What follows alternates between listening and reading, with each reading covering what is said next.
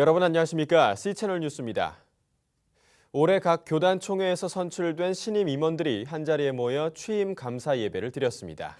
임원들은 사람이 아닌 하나님만 의지하며 맡겨진 사명을 감당할 것을 다짐했습니다. 곽영신 기자의 보도입니다. 대한예수교 장로회 통합, 백석, 기독교 대한 성결교회, 기독교에 대한 하나님의 성회 등 올해 각 교단 총회를 통해 선출된 신임 교단장과 총무들이 한자리에 모였습니다.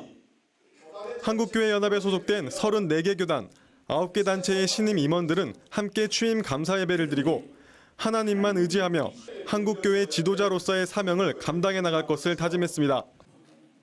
예배에서 설교를 전한 한교연 김요셉 직전 대표회장은 부족한 인간의 힘을 의지하지 말고 하나님만 바라보고 나갈 때 역사가 일어난다며 인간의 요구를 들어주는 게 아니라 하나님의 뜻과 섭리만 쫓아가는 지도자들이 되기 바란다고 당부했습니다. 오직 하나님의 말씀만 전하고 성령께 의지하고 자기 인생을 조합해 드리면 하나님께서 사람을 변화시킬 수 있고 성령께서 변화시키고 다스릴 수 있는 것이지. 한교연 박위근 대표회장은 환영사에서 교회 지도자로서의 사역 위에 하나님의 은혜가 함께하길 기도한다며 각 교단의 부흥과 성장을 통해 어둠으로 가득 찬 이 땅 위에 하나님의 거룩한 뜻이 이루어지기 바란다고 격려했습니다. 놀라운 성장과 부흥이 있어서 하나님의 거룩하신 뜻이 어둠의 세월로 꽉 찬 이 땅 위에 더욱더 아름답게 이루어질 수 있기를 간절히 원합니다. 신임 교단장들은 한국교회를 바로 세우고 사회의 빛과 소금 역할을 감당하겠다는 각오를 밝혔습니다. 교단장 대표로 답사를 전한 예장통합 김동엽 총회장은 오늘날 우리 사회는 쉼과 안식을 주는 숲과 같은 장소를 필요로 한다며 한국교회와 한교연이 바로 그 숲과 같은 역할을 할 수 있도록 교단장들 모두가 함께 노력하자고 강조했습니다. 한교연이 바로 앞으로 숲의 역할을 할 수 있도록 오늘 이 자리에 모이신 교단장 여러분들이 마음과 뜻이 하나가 되어야 된다고 생각합니다. 감사 예배에 앞서 한교연은 각 교단 신임 임원들이 참석한 가운데 제2-1차 임시총회를 개최하고 정관과 운영 세칙, 선거관리 규정 개정안을 통과시켰습니다.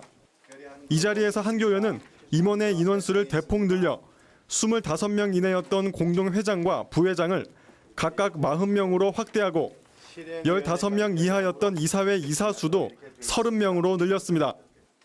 또 이사회 이사를 해임할 수 있는 조항을 신설해 부정행위를 견제할 수 있는 방안을 마련했습니다.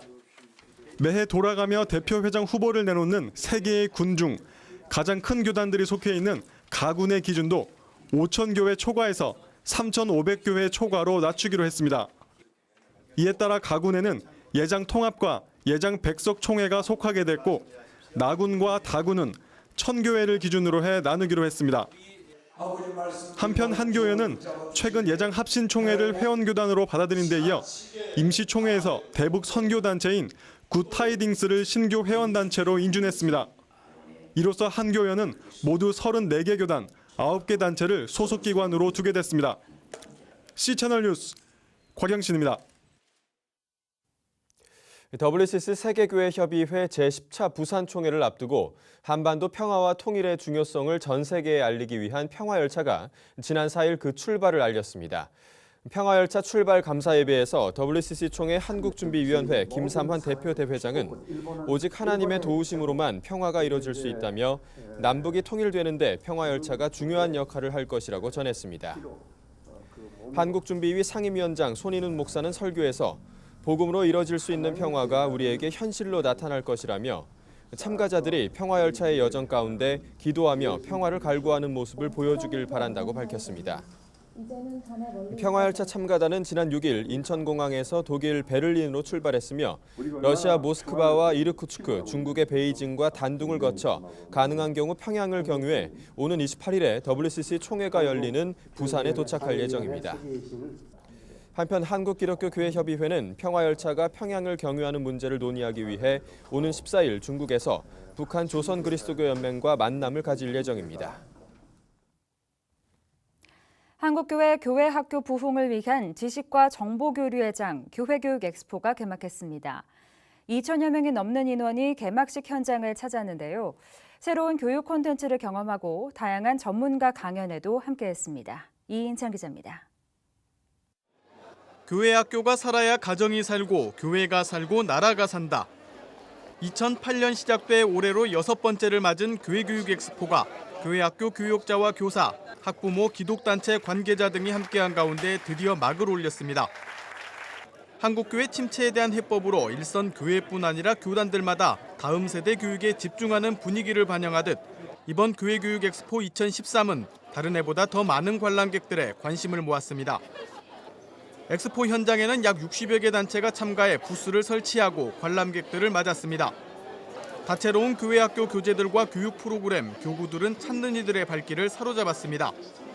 관람객들은 저마다 본 교회에서 활용할 아이디어를 찾고 단체 관계자들의 설명을 듣느라 분주했습니다.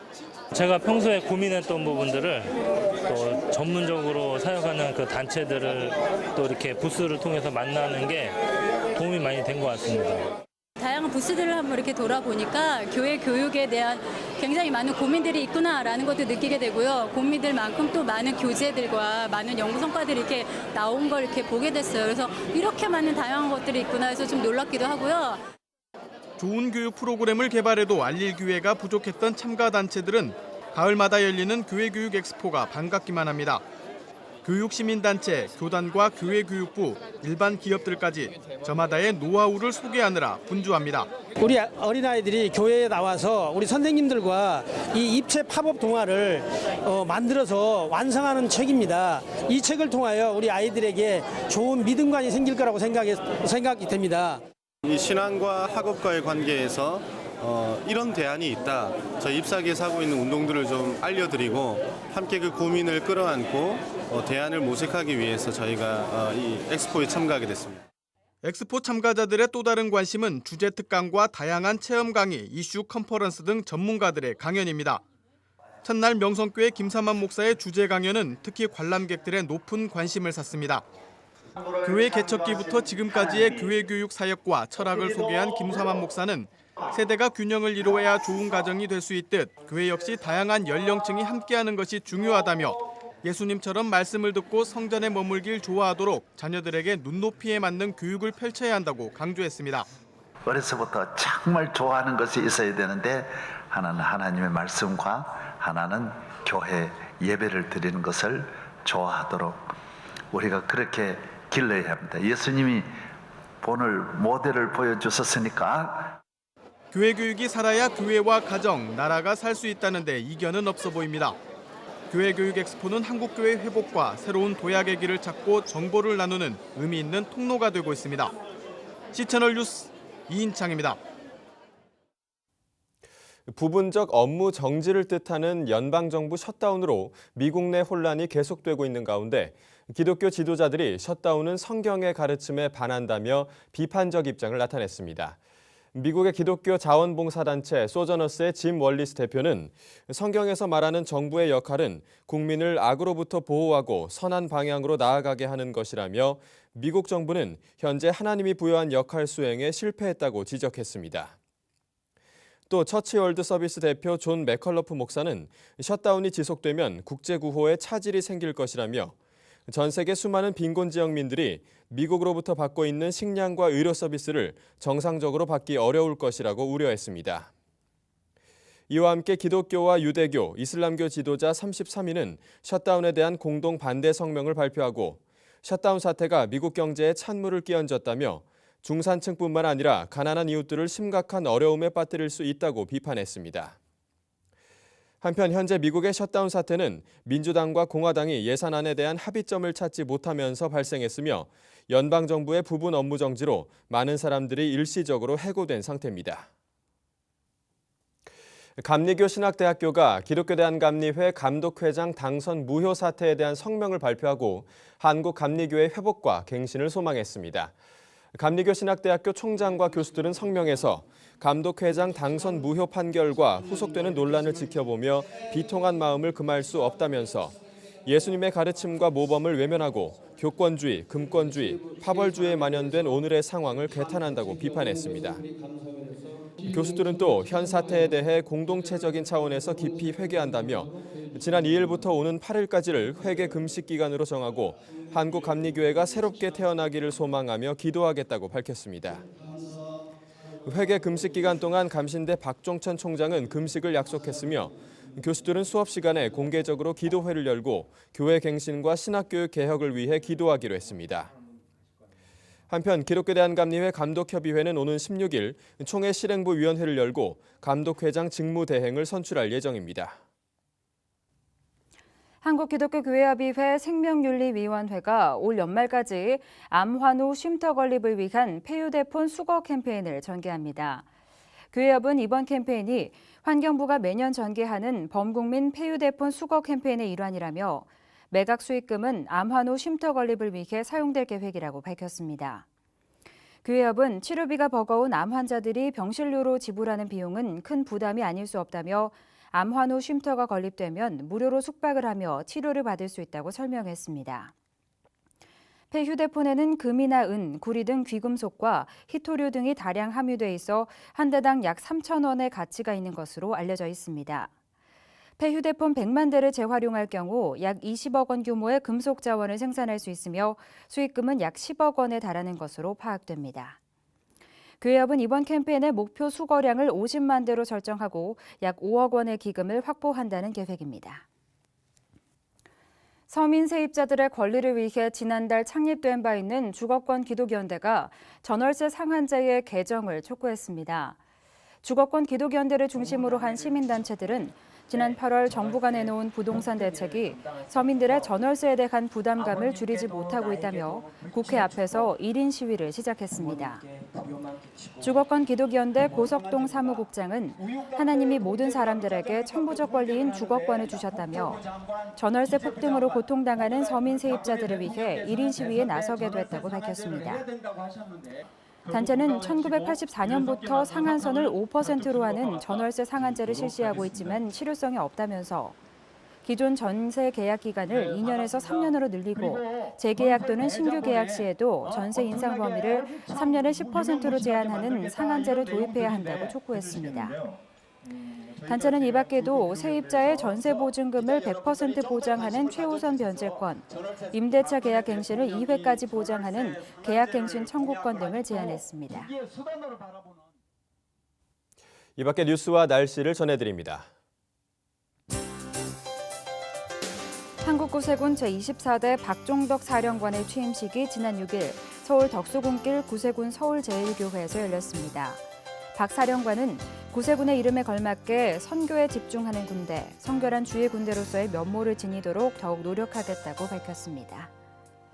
세계에 흩어진 한국인 의료선교사들의 연합체인 세계한인의료선교연합이 지난 6일 창립됐습니다.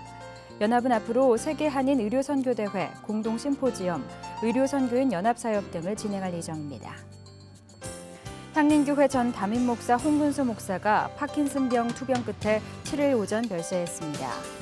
홍 목사는 향림교회를 창립했으며 평화와 통일을 여는 사람들 대표를 역임하는 등 평화통일운동과 민주주의 실현에 앞장서 왔습니다.